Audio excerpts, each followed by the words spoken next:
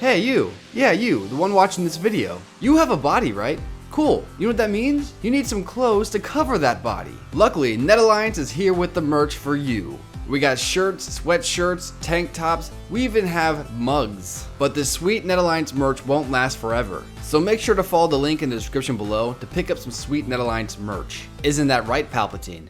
Do it.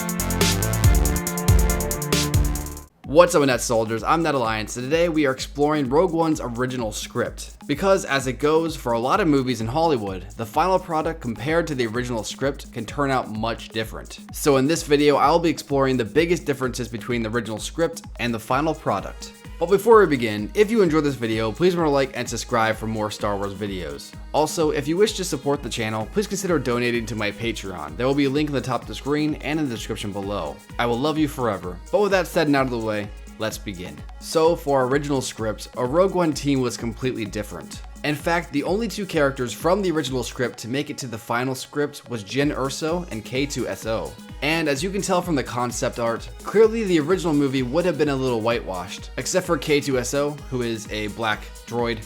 You know, that's the joke. I'll probably get some haters in the comments for that for some reason. I don't know. People like to hate for any reason. But the cast that we got in the final product are completely different. We have like one of every single nationality inside of Rogue One, which is good. We want to have some diversity compared to just a massive squad of white people. And although personally I'd be fine with an all-white team, I do think diversity is a good thing, especially in this day and age. So originally there was a rebel pilot named Rhea Tala. I'm guessing she was replaced by the pilot in Rogue One. We had another team member named Dre Nevis, who I'm guessing was replaced by Cassian. And then we have Jarrus Castal, who looks like he was probably replaced with one of the other guys. And then there were two alien companions named Lunik and Sena. So if I were to guess, and time went on and the script got evolved, I think when the writers decided to take Sena out, they made K2S bigger to kind of replace him in a way. But the one thing that definitely surprises me, besides the fact that K2SO looks completely different, is the fact that Jyn Erso's story is a little different as well. And we'll get a little deeper into her backstory later on in the video. But instead of her being a recruited rebel spy, she's actually a rebel commando.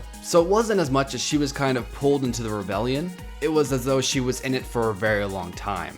Now for our next one, the Death Troopers that we see in the original product were actually meant to be cyborgs. So I think this fact is pretty interesting because I think that would have made them a lot more intimidating for sure.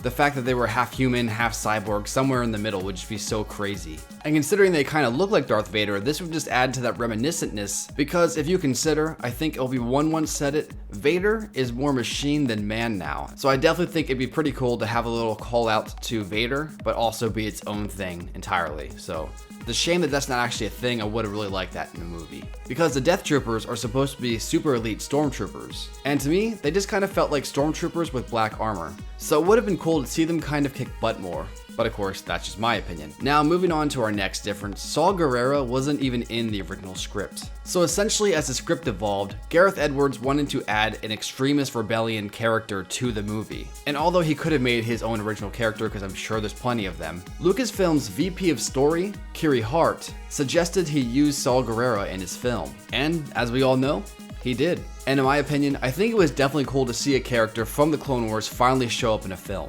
So let's hope we can see maybe Rex or even Ahsoka in the future, but we'll see. Now moving on to our next difference, which is completely opposite from the original film. Jyn's mother was originally a Jedi. Now when I found out about this kind of blew my mind. But you know, she told Jyn to believe in the Force. So although she wasn't a Jedi in the final film, I do believe that could be a little callback to the original concept of her character. So after learning that Jyn's mother was originally supposed to be a Jedi in hiding, I decided to do a little more research and I found out that Rogue One was originally supposed to have a couple Jedi in it. However, as the script evolved, they decided to take the Force powers out of it because they wanted to explore a time, and I quote, of broken faith and a galaxy without hope. So that's why there's not any true Jedi in the entire film. For the next major difference, and this is in the way early scripts, the early scripts. Did I mention they were early? There was a Jedi on the Rebel Alliance that fought alongside Rogue One at the Battle of Scarif. And instead of the end scene of Darth Vader just slashing down a bunch of rebels, the true end scene would have been altered a bit. The Jedi on the Rebel Alliance was to hold off Darth Vader long enough for Jyn to escape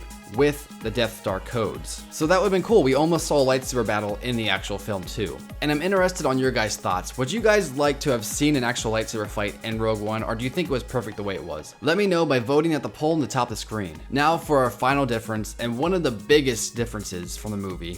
Jyn was supposed to survive, and this comes from some concept art where it actually shows Jyn landed on a planet after escaping Scarif, and she's actually looking at the plans of the Death Star herself. Now perhaps shortly after she gets hunted down and killed, but I think it's cool she actually escaped Scarif. Of course, we have no idea if the rest of the Rogue One crew survived, but at least Jyn did, so there's that. But these are the biggest differences from the original script to the final product that I could find. How do you guys feel about these? Do you think these are better? Do you think they're worse? Let me know in the comments below. Please remember to like and subscribe for more Star Wars content. Until next time guys, I'll see you tomorrow.